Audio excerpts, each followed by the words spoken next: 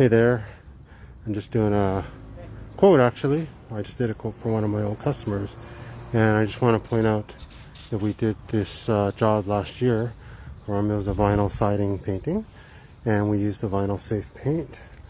He changed it from like a beige to kind of a sky blue.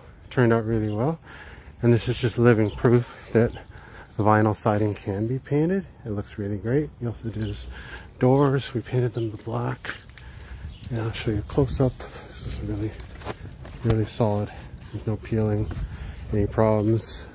Lasts, I mean, it should last, they say 10 years plus, but it really depends on weathering and which how much sun, rain and you get, but in general it should last a long time. It makes the house look, especially when you get this old vinyl siding, it can make the house look new with more up-to-date colors.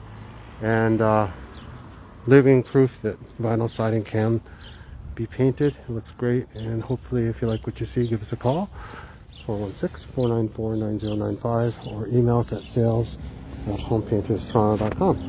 Hopefully you like what you saw.